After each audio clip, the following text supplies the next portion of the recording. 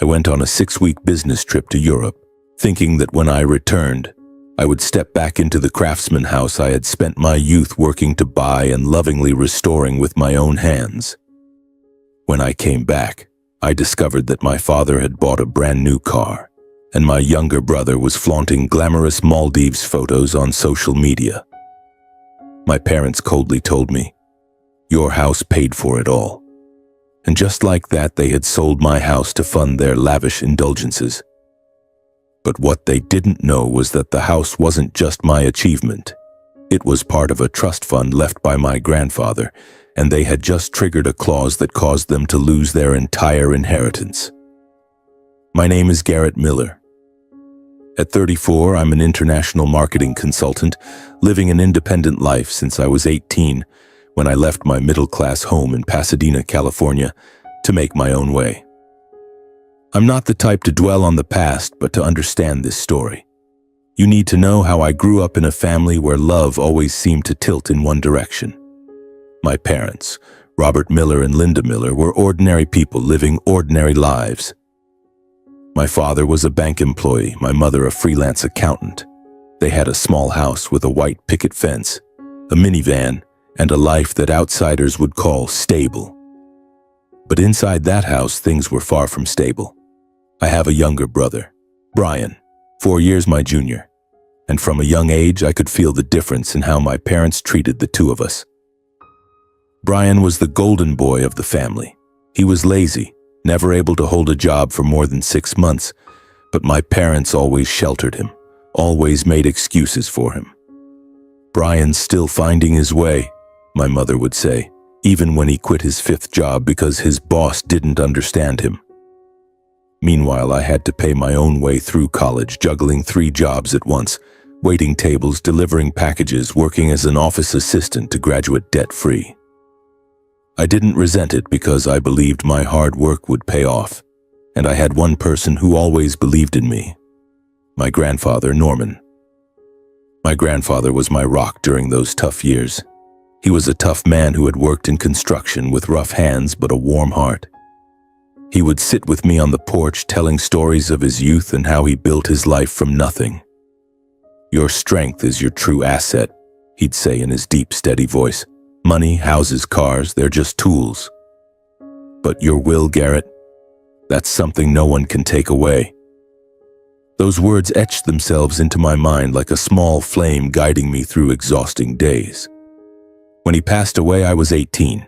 He left me a trust fund, a sum of money I could only access partially at 25, provided I proved myself worthy. And I did. After 7 years of relentless work, I used part of the trust to make a down payment on an old craftsman house in the suburbs of Pasadena. It wasn't a mansion, nothing flashy, but to me, it was everything. That house was my dream. A single-story wooden home with a wide porch, stained glass windows, and a small backyard garden. It was old and needed repairs, but I loved every crack in the hardwood floors, every chipped brick in the fireplace. I spent months fixing it up myself, sanding the floors, repainting the walls, replacing window panes. I planted a rose garden in the backyard to honor my grandmother, who loved roses more than anything. Every time I stood in that garden, breathing in the sweet scent of the flowers, I felt like she was still there, smiling at me. But my parents and Brian never understood the value of that house. To them, it was just a pile of old wood. "The kitchen's outdated, the walls are peeling, it's a waste of money to fix," my mother once said mockingly when I invited the family over for dinner to show off my new home. Brian was worse. He scoffed, calling me crazy for investing in a chicken coop when I could have bought a modern downtown apartment. I just smiled because I knew they didn't get it. That house wasn't just a place to live, it was a symbol of the years I'd fought, the sleepless nights working, the times I told myself to be stronger. The difference between Brian and me wasn't just in our personalities, it was in how our parents treated us. While I scraped together every penny to buy my house, Brian was handed everything. A new car. My parents bought it for him. Pocket money. My mother slipped it into his hand every week. Credit card debt. My father paid it off. I wasn't jealous, but I couldn't help feeling the unfairness. I had done everything right, studied, worked, stood on my own 2 feet.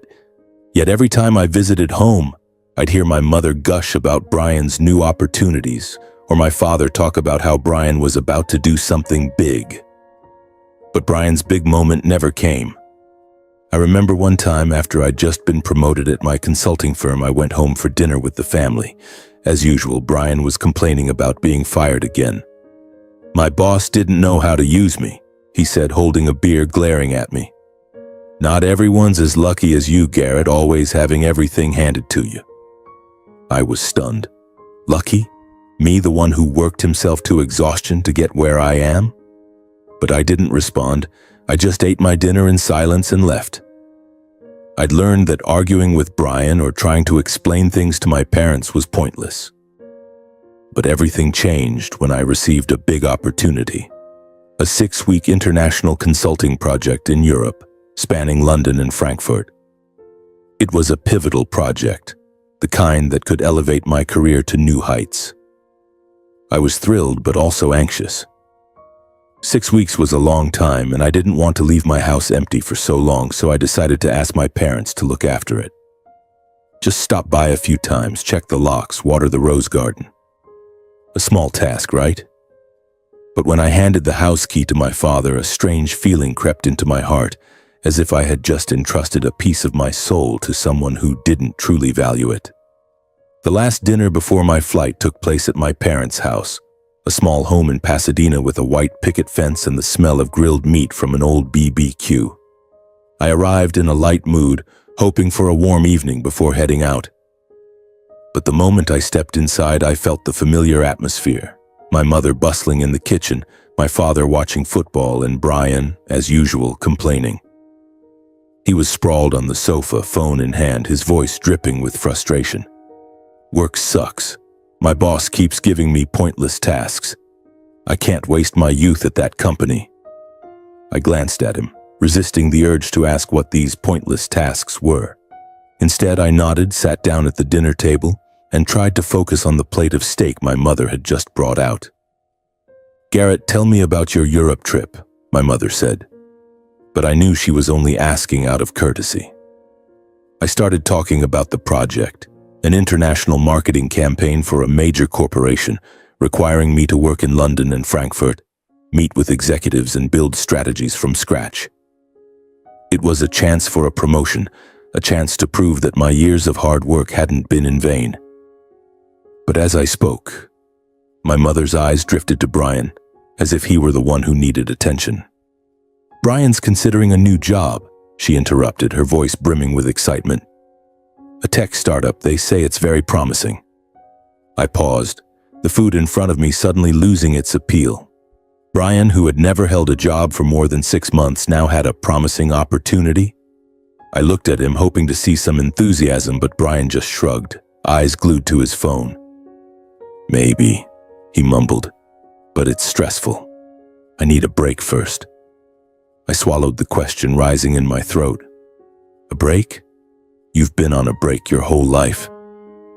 My father, who usually stayed quiet during dinners like this, suddenly spoke up. "Garrett, you're going away for so long, what about your house?" I seized the chance to change the subject. "Can you and Mom look after it for me? Just stop by a few times, check the doors, water the plants, I'll leave the key here." I pulled the key from my pocket and placed it on the table. My father nodded, but there was something distant in his eyes, as if his mind was elsewhere. "All right," he said, then turned back to the TV. My mother patted Brian's shoulder, saying, "My boy needs to relax. Work's so stressful, isn't it?" I felt a heat rising in my chest. Stressful? Brian didn't know what stress was. He lived off our parents' money while I had paid for everything myself, from college tuition to every brick in my craftsman house, but I said nothing. I'd learned long ago that arguing with my family led nowhere. Instead, I stood up, thanked my mother for the meal, and handed the key to my father. "I'm off. Say hi to Brian for me when he looks up from his phone," I said, trying to keep my tone light. Brian just glared at me, saying nothing. The next day, I boarded a flight to London. As the plane took off, I looked out the window thinking about my house. I pictured the rose garden, its vibrant red petals glowing under the California sun. I told myself everything would be fine. My parents would look after the house and I'd focus on my work. But deep down, a small voice warned me that I had just made a mistake. London greeted me with drizzle and a frenetic pace. The project started immediately and I threw myself into work like a machine. Late-night meetings, endlessly revised plans and presentations to executives left me with little time to breathe. But I loved it. I loved the challenge, the chance to prove myself. Each night back at the hotel, I checked emails, sent reports, and sometimes allowed myself to dream of returning home. Walking into my craftsman house, sitting on the porch with a cup of coffee, gazing at the rose garden. But around the third week, I received a message from Brian. Not a check-in, not a greeting, just an Instagram link. I opened it and saw a series of photos of him in the Maldives, white sandy beaches, crystal clear infinity pools, and a luxurious bungalow with an ocean view. Brian, in a white linen shirt, was grinning beside a girl I'd never seen. The caption read, "Paradise found. Need more days like this."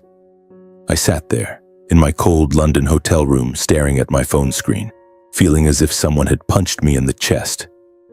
The Maldives? Where did Brian get the money?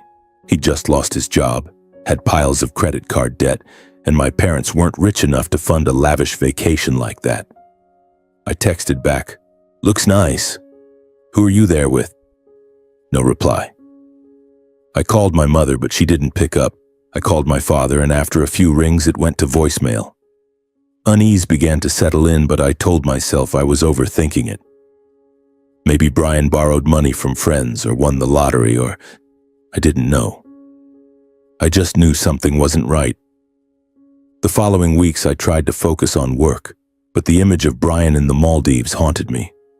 I started checking his Instagram more often, like some unhealthy obsession. Each post was a fresh stab: a seafood dinner on the beach, cocktails in expensive glassware, a photo of him on a yacht with a smug grin. I didn't understand. Brian had no money, and my parents couldn't afford this. Or could they? I started calling home more often, but my parents' responses were always curt. "Everything's fine, Garrett," my mother said in a brief call. "Your house is fine, don't worry." But there was something strained in her voice, like she was hiding something. My father was even briefer. "I'm busy. Talk later." I tried to convince myself everything was okay, that I was imagining problems, but every night lying in my hotel bed, I couldn't shake the feeling that something was happening behind my back. 6 weeks in Europe passed like a whirlwind. My project was a resounding success, with satisfied handshakes from executives and promises of a higher position when I returned to the States. But that joy wasn't enough to dispel the growing unease in my heart. Brian's Maldives photos and my parents' strange evasiveness were like pieces of a puzzle I couldn't yet see clearly. All I wanted was to go home, step into my craftsman house, sit on the porch and look at my rose garden. I wanted to feel the peace I had spent my youth building. When the plane landed in Los Angeles, I took a deep breath, trying to push away the negative thoughts. "Everything will be fine," I told myself, though the voice in my head wasn't very convincing. I took a taxi to my parents' house in Pasadena to retrieve my key. On the way, I checked Brian's Instagram one more time, like an addiction I couldn't shake. His latest post made me freeze. It was a selfie of Brian standing in front of a shiny new SUV, a smug grin on his face. The caption read, "Welcome to the new ride." My heart pounded. Brian didn't have money to buy a car. He had just lost his job with debts piling up. So where did this car come from? When the taxi pulled up to my parents' house, I noticed a detail that made my chest tighten. Parked in the driveway was a brand new sedan gleaming under the California sun. Not Brian's SUV, but another expensive car. I stepped out of the taxi, gripping my phone tightly, feeling as if a boulder was pressing down on my shoulders. My father appeared at the front door wearing a new shirt, his eyes cold and emotionless. "Come in, Garrett," he said, his voice low but lacking its usual warmth. "We need to talk." I stepped inside, the air heavy like the calm before a storm. My mother was sitting at the dining table, her hands clasped tightly, her eyes fixed on the floor. Brian wasn't there, but his presence loomed like a shadow. I set my suitcase down, trying to keep my voice steady. "Where's my house key, Dad?" I asked, but the look in my parents' eyes told me the answer wouldn't be simple. My mother looked up, her lips pressed tight, then said, her voice trembling, "Garrett, your house. We sold it." The world around me seemed to stop. I stood frozen, my ears ringing as if someone had just punched me in the face. "Sold?" I repeated, my voice hoarse. "Sold my house? What do you mean?" My mother looked away, unable to meet my eyes. My father crossed his arms, his voice firm. "We needed the money, Garrett. Brian needed a fresh start. He deserved to enjoy himself a little. And I needed a new car." I stared at my father, feeling like I was looking at a stranger. "My house," I said, my voice shaking with anger. "I spent my whole life buying it. Every dollar, every hour of work, every callus on my hands from fixing it up. You sold it to buy a car for you and to pay for Brian's Maldives trip?" I was almost shouting, but my father just shrugged as if it were obvious. "You're always fine, Garrett," he said. "You have a good job, you have money. Brian doesn't. He needs us." I felt my blood boil. "Brian's 30 years old. He can't hold a job for more than 6 months, and you still coddle him like a child." I turned to my mother, hoping for some remorse, but she just pressed her lips together, muttering, "You don't understand, Garrett. Brian's stressed. He needed a vacation to recharge." "A vacation?" I laughed bitterly, feeling like the world was mocking me. "A vacation in the Maldives at a 5-star resort with his girlfriend and friends? And you sold my house to pay for that? To buy new cars?" I stepped forward, grabbing my mother's hand, searching for a glimmer of hope that this was just a misunderstanding. But her eyes told me everything, the cold, undeniable truth. My Craftsman house, where I had poured my sweat and tears, where I had planted a rose garden to honor my grandmother, now belonged to someone else. My father opened a drawer, pulled out a stack of crumpled bills and placed it on the table. "This is what's left after we sold the house," he said. Looking at the crumpled stack of money on the table, I nearly lost it. I stormed out of my parents' house, leaving the key, the money, and refusing to hear another word from them. I took a taxi to my house, or rather what used to be my house. When the taxi stopped in front of the Craftsman house, my heart felt like it was being crushed. The stained glass windows were still there, but the curtains had changed. My rose garden looked different, as if someone had tampered with it. I stepped out of the taxi, stood at the gate, and then I saw them. An elderly couple watering plants in the front yard. The woman looked up and smiled at me. "Hello," she said, her voice friendly. "Can I help you?" My throat felt dry. This was my house," I said, my voice trembling. The man stopped watering, looking at me with confusion. "Your house? Are you Garrett? We bought this house a month ago from your parents. They said you'd moved abroad to live." I stepped back, my mind reeling. My parents. They didn't just sell my house, they lied, fabricating a story to justify their actions. I returned to the taxi, unsure of what to do. I called David, my best friend from college, now a junior lawyer. "David, I need to see you right now," I said, my voice choked. David agreed to meet me at a nearby coffee shop. At the coffee shop, I poured out the whole story to David, from Brian's lavish Maldives trip, his new car, my father's new car, to the biggest shock of all. My Craftsman house had been sold behind my back. Every word felt like a knife cutting into my heart, but I tried to stay calm, hoping David could help me make sense of it. David listened, his brows furrowed, his expression pensive. When I finished, he tapped his fingers lightly on the table, as if organizing my words in his mind. "Garrett," David said, his voice low but steady. "Your house. It's not just personal property, is it? I mean, you mentioned you used part of your grandfather's trust fund to buy it, right?" I nodded, feeling a spark of light in the darkness. My grandfather Norman's trust fund. I had used part of the trust to make the down payment on the house, but it was still tied to the trust, and I was the primary trustee until I turned 35. If your parents sold the house without your consent, that could be illegal, David said, his eyes lighting up. But I'm not sure about the specific terms of the trust. You need to meet with the lawyer handling the trust. Mr. Harrison, right? He's an experienced lawyer and known for being fair. I'm confident he can help you seek justice. But you'll need to gather evidence, documents, contracts, anything that proves they did this behind your back. I sat there, my heart pounding. David's words were like a lifeline in the storm. I vaguely recalled conversations with my grandfather about the trust, about how he wanted to protect the assets for the next generation. I think he mentioned a protective clause, that anyone who intentionally misappropriated trust assets would forfeit their inheritance. Do you think I have a chance? I asked, my voice trembling. David gripped my shoulder, his eyes resolute. Fine, Mr. Harrison. Gather evidence. I'm certain you have a strong case here.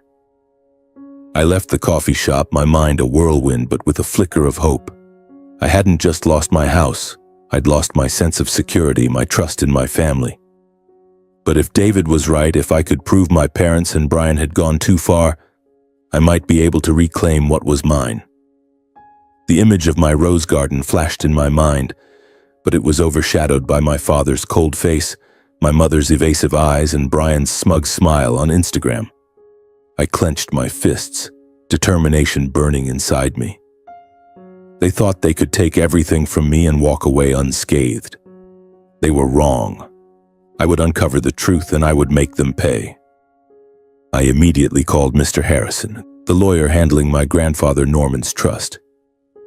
I had only met him a few times, the last being when I was 25, when he explained the basic terms of the trust and I was allowed to use a portion of the funds to buy my Craftsman house. His voice over the phone was as deep and calm as I remembered, but there was a hint of concern when I told him I needed to see him right away. Garrett, are you okay? He asked. No, I replied, my voice hoarse. I need your help. Something big has happened. We arranged to meet at his office in downtown Pasadena, a small building with polished oak panels and the smell of old paper. When I walked in, Mr. Harrison stood up from behind his desk, his white hair and round glasses making him look like a character from a classic novel. He shook my hand, his eyes sharp but warm. Sit down, Garrett, he said, gesturing to a leather chair across from him. Tell me what's going on. I took a deep breath, trying to hold back the emotions threatening to spill over.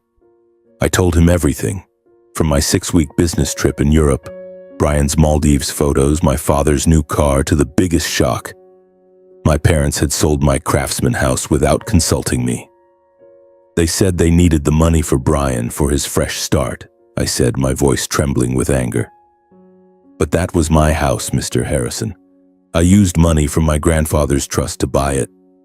How could they sell it without my permission? Mr. Harrison listened, his hand resting on his chin, his eyes never leaving mine. When I finished, he sat in silence for a moment, then stood and walked to a filing cabinet in the corner of the room.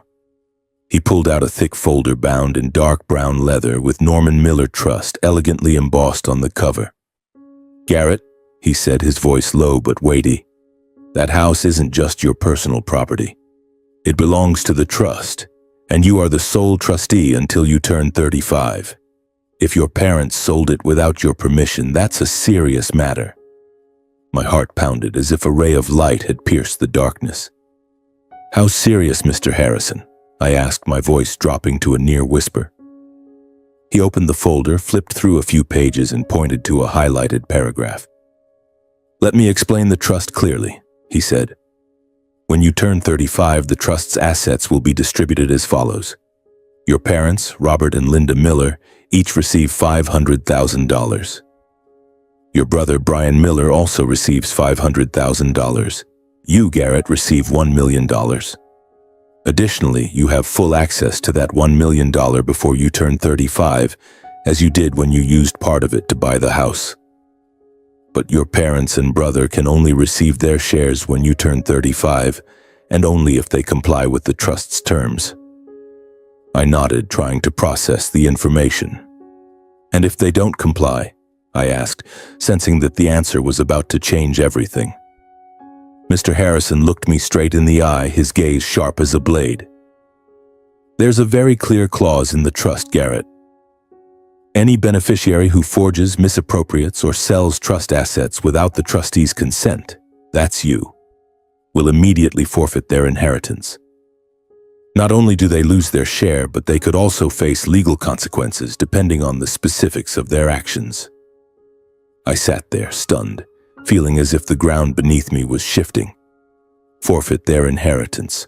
My parents' $500,000, Brian's $500,000, all of it could vanish because of what they'd done. I remembered my grandfather's words, "Your strength is your true asset." Was this his way of protecting me, of safeguarding what I'd built? So you're saying, if I can prove they forged or misappropriated the house, they lose everything? I asked, my voice trembling. Not from fear, but from a strange mix of pain and satisfaction. Mr. Harrison nodded. Exactly. But we need evidence, Garrett. Documents, contracts, signatures, anything that proves they acted behind your back. If they forged your signature or used illegal means to sell the house, we could not only recover the property but also activate the forfeiture clause. He paused, looking at me with a sympathetic gaze. But you need to prepare yourself. This isn't just a legal matter, this is your family. Family. The word stabbed at my heart. My parents, who had raised me, had become betrayers. Brian, the brother I'd once hoped would grow up, was part of this scheme. My eyes stung, but I refused to let tears fall. I understand, Mr. Harrison, I said, my voice steadier than I expected. What do I need to do next? Mr. Harrison placed a hand on my shoulder the way my grandfather used to. You need to gather evidence, he said. Find out how they sold the house, who bought it, and how the paperwork was signed. If there's any sign of forgery, signatures, notarizations, anything, we'll have grounds to act.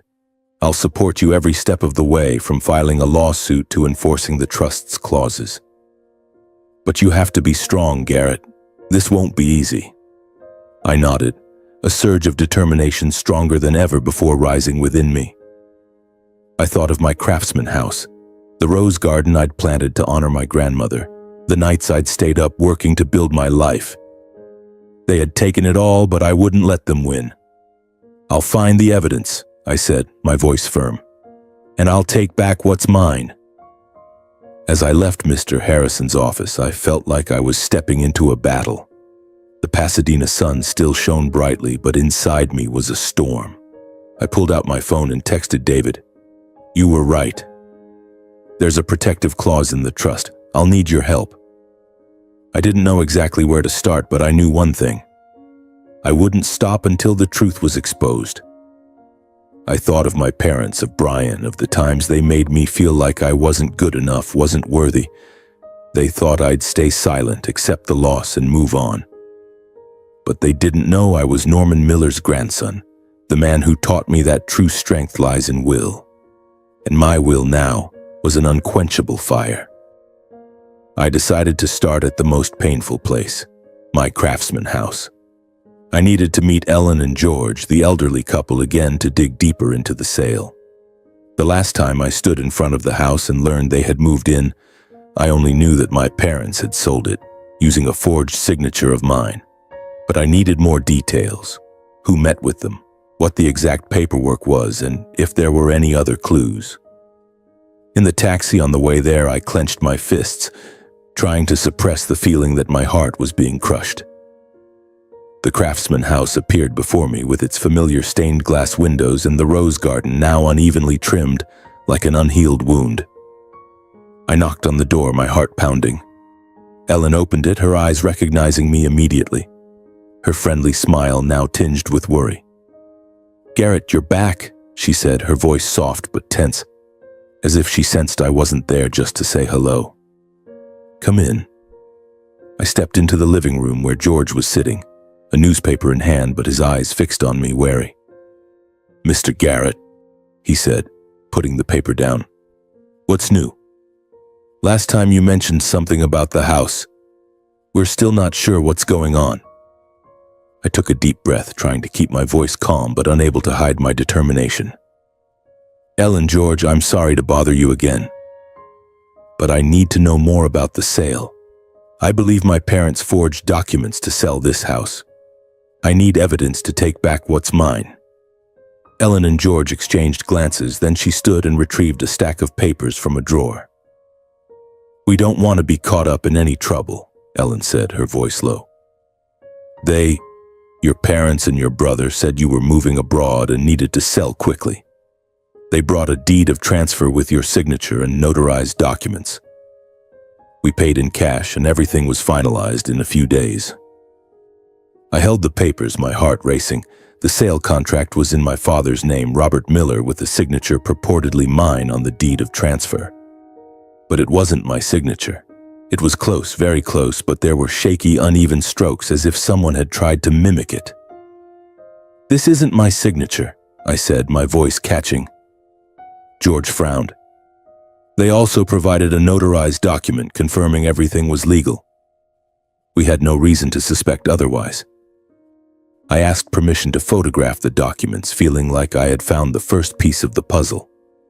Ellen looked at me, her eyes full of concern. "If you're telling the truth, we're victims too. We paid for the house, moved in. If something's wrong, we need to know." I nodded, promising to follow up with them. As I left the house, I felt a mix of relief and simmering anger. My parents had forged my signature, but I needed more evidence to tie it all together. Back at the temporary rental I'd taken, I contacted David again. He agreed to help me analyze the documents and suggested checking for related paperwork at my parents' house. "If they took original documents from your house, they might still have them," David said. The thought of returning to my parents' house made me shudder, but I knew I had no choice. I had to confront them, not to argue, but to act discreetly. I went to my parents' house one morning knowing they'd be out grocery shopping. I slipped inside and quietly opened their filing cabinet. Inside were stacks of documents, bills, contracts, insurance papers. My heart raced when I found a folder labeled Garrett's House. I opened it, and it was the treasure I needed. Copies of the deed of transfer, notarized documents, and handwritten notes. I recognized my mother's handwriting immediately, numbers, dates, and a note that read, "All cash offer, quick and clean." But what chilled me was the notarized document. The notary was listed as John Thompson, but the notary's signature looked sloppy, unprofessional. I photographed everything, carefully put it all back, and left before my parents returned. I now had nearly enough evidence, but I wanted to understand Brian's role in this. He wasn't just a beneficiary of the sale proceeds, he might have been part of the plan. I went back to Brian's Instagram, reviewing his Maldives posts. One photo showed him with an unfamiliar man, both standing in front of a real estate office. I zoomed in and recognized the logo of a local real estate company. This was a lead. I visited the real estate office, posing as a potential home buyer to gather information. The agent, a woman named Avery, was eager to assist. When I subtly steered the conversation toward the Craftsman House, she nodded. "Oh, the house on Oak Street?" That was a quick deal. The seller was Brian Miller, who said his brother was moving abroad and needed to sell fast. We found a cash buyer right away. I kept my expression neutral, though rage boiled inside me. "Brian handled everything himself?" I asked. Avery nodded. "He brought all the paperwork, including his brother's signature and notarized documents. We had no reason to doubt it." I left the office, my mind reeling. Brian didn't just know about the sale, he was the one who executed it. My father forged the notarization, my mother forged my signature, and Brian handled the transaction. They had worked together perfectly to steal everything from me. But they made a critical mistake. They didn't know the house was tied to the trust, and I had Mr. Harrison on my side. I contacted Mr. Harrison again, sending him all the evidence.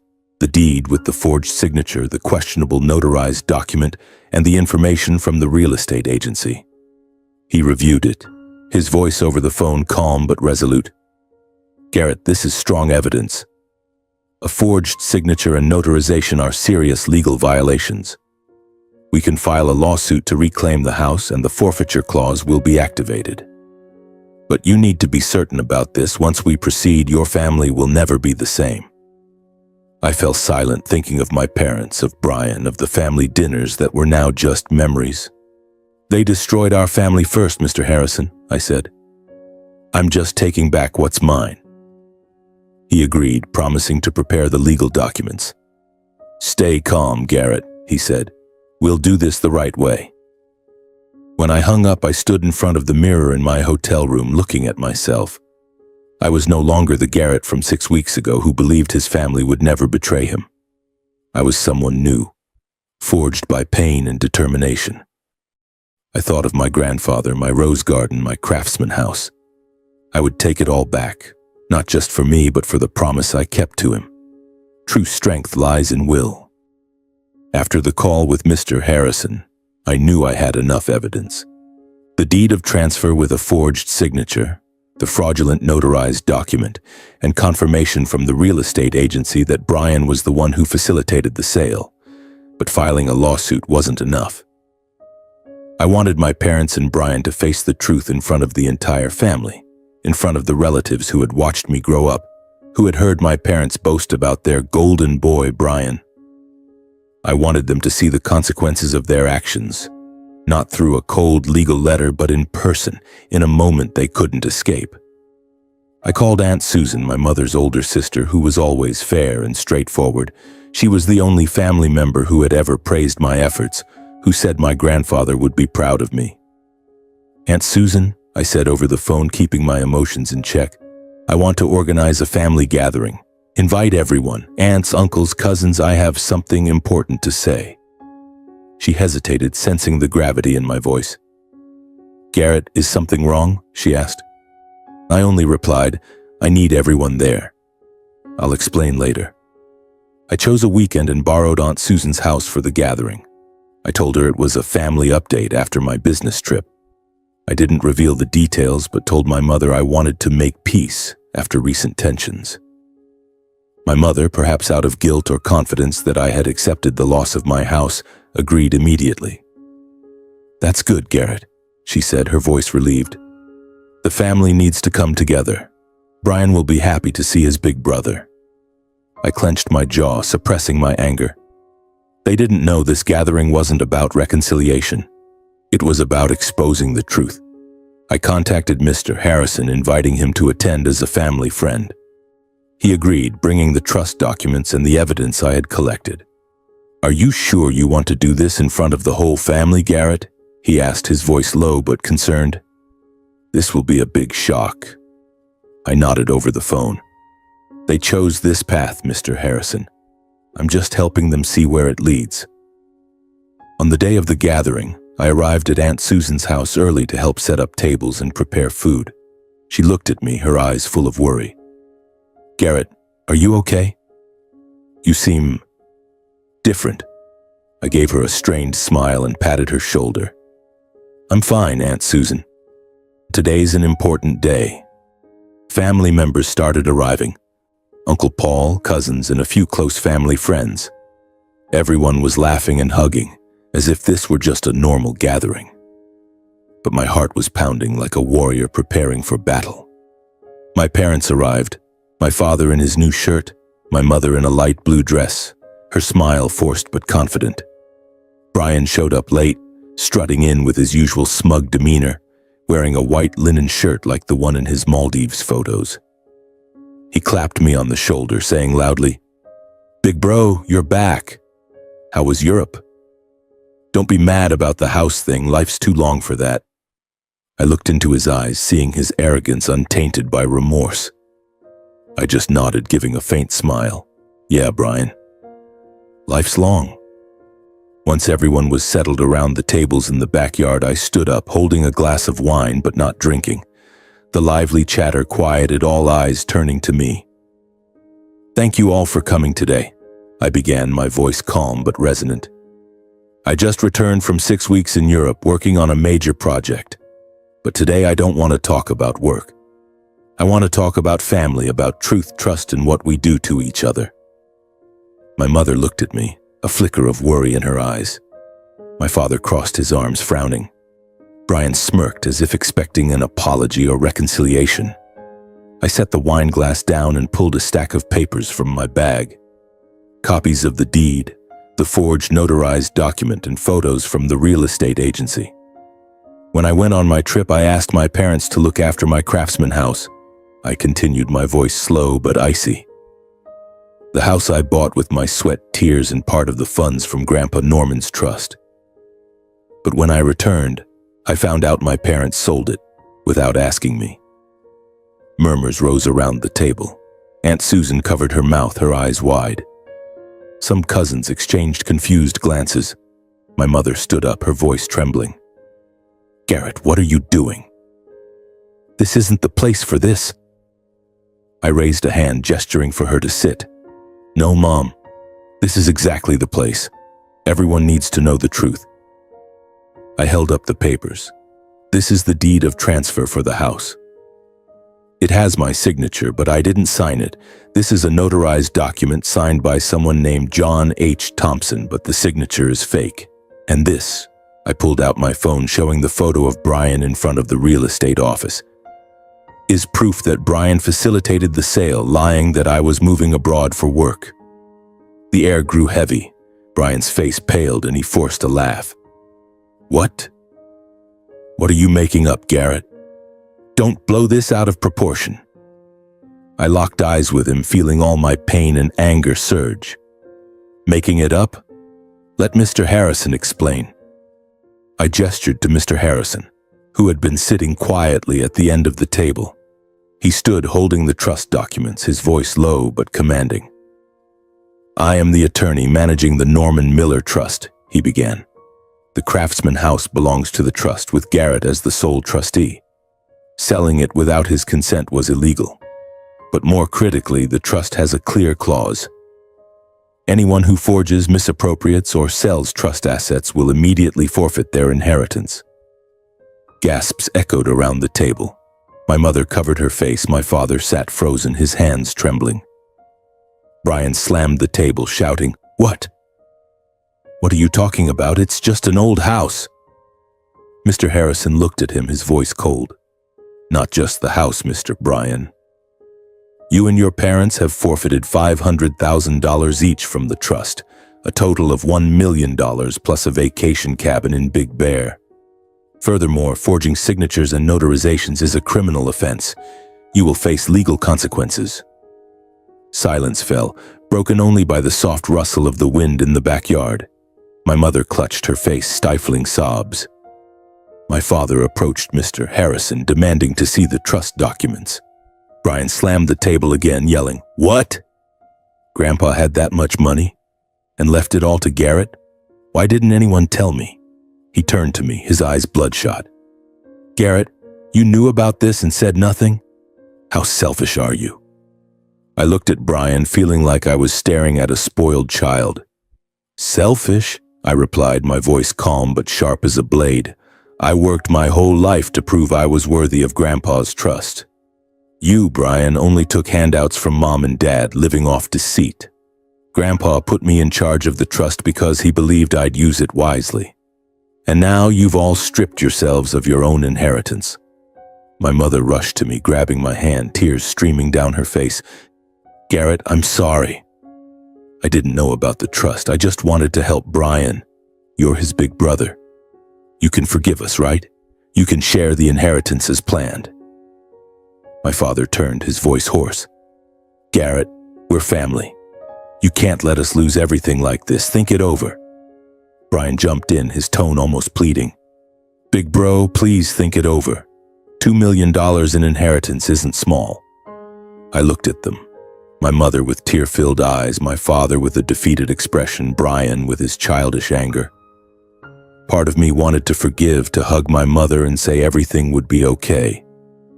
But then I remembered my rose garden, my Craftsman house, and my grandfather's words. "Your strength is your true asset." They had chosen to betray me, chosen Brian over justice. "You're not my family," I said, my voice calm but cutting. "Family doesn't steal each other's dreams." My mother collapsed into a chair, sobbing uncontrollably. My father held her, unable to meet my eyes. Brian stormed out of the backyard, muttering curses.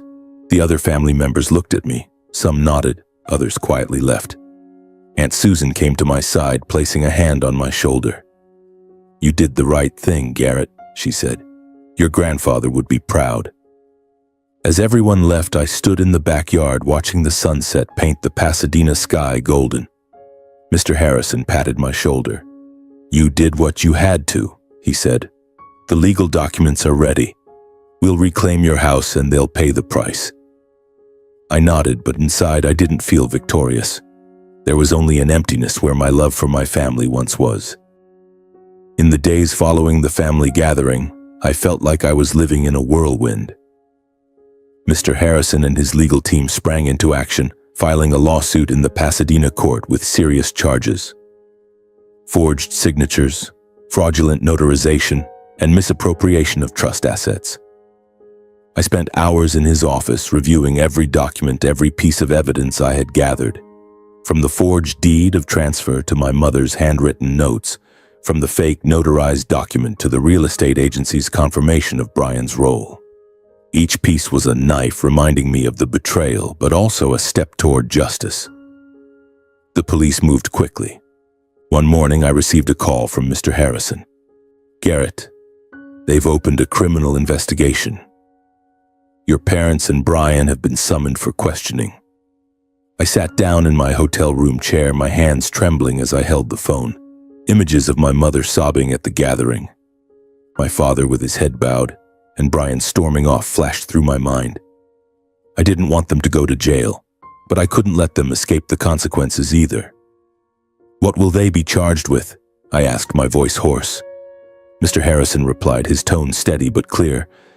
"Your parents face charges of forgery and fraud.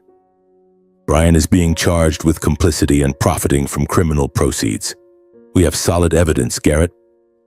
I nodded, though he couldn't see me. "What about my house?" I asked.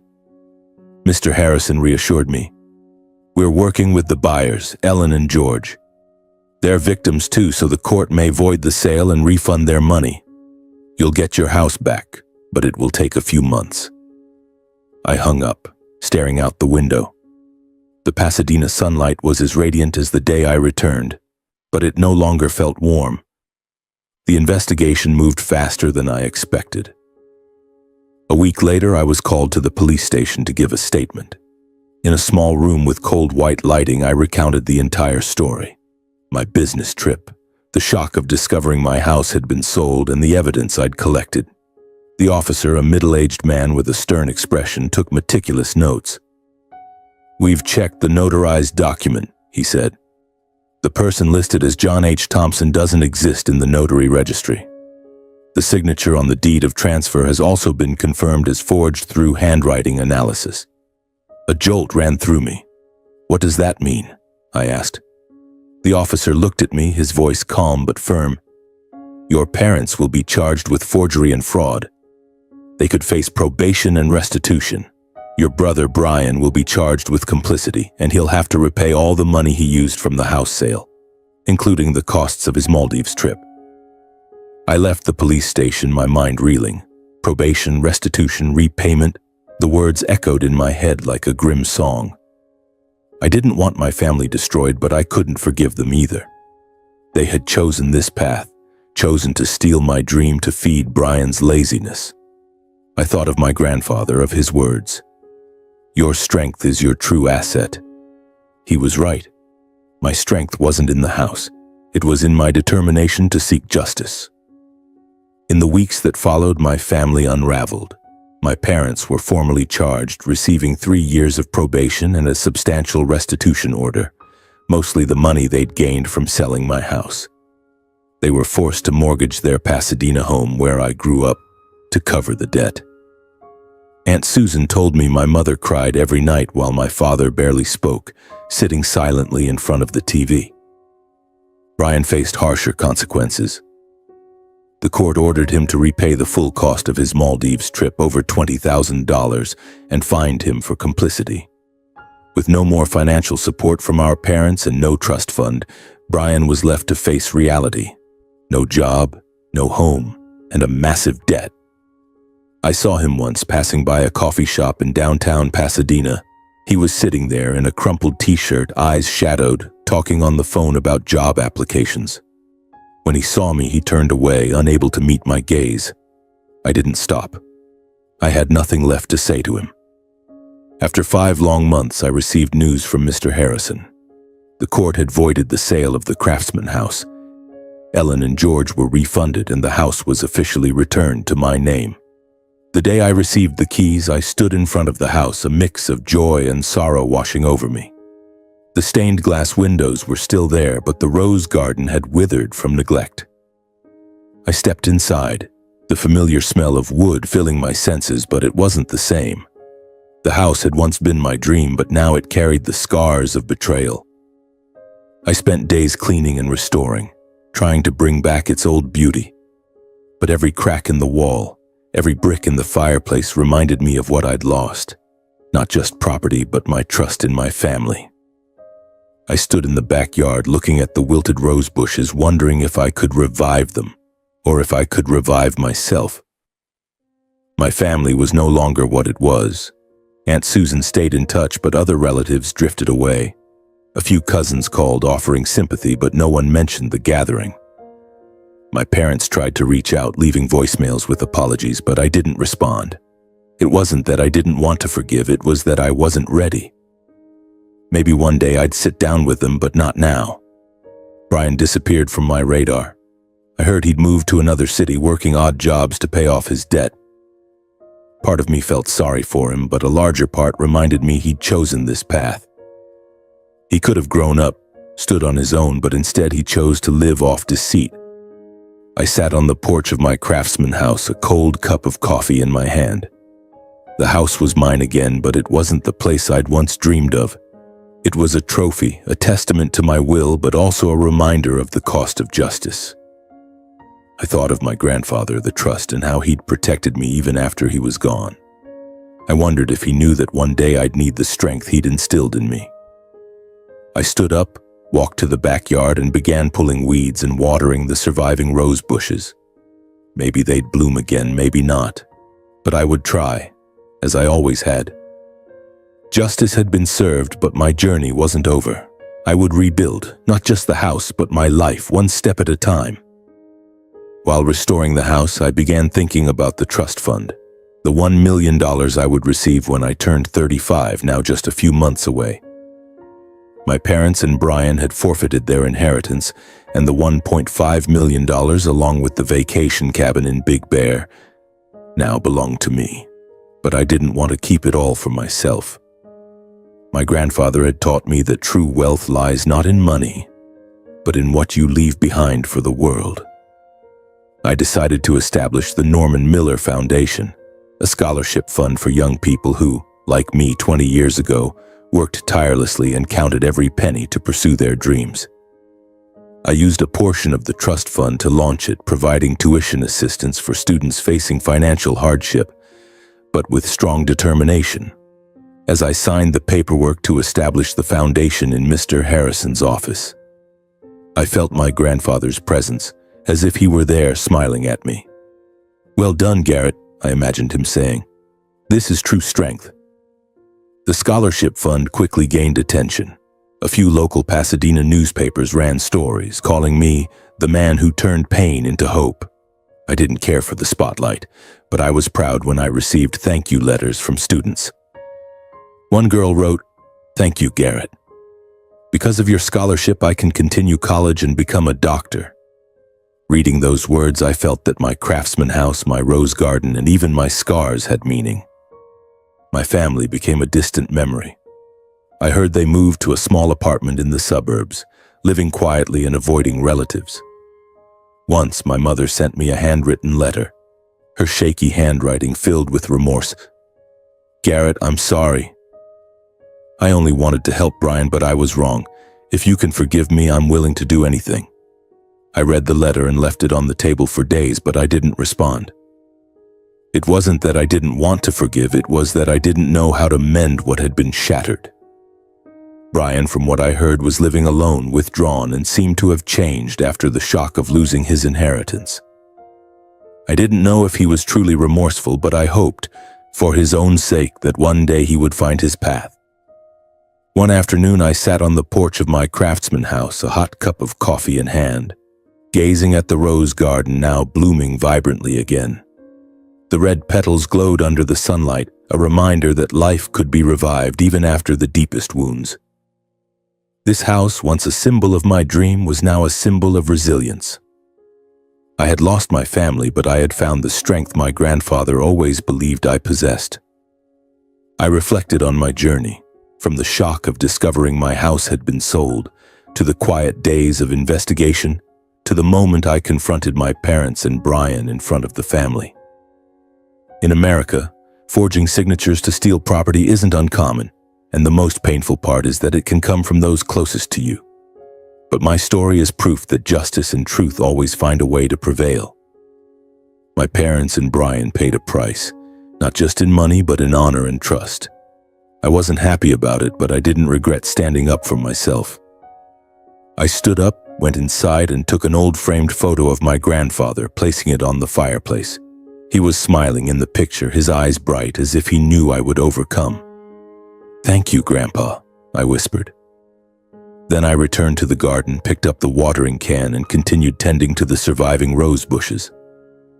My life, like this garden, would keep blooming, not because I had everything, but because I never gave up.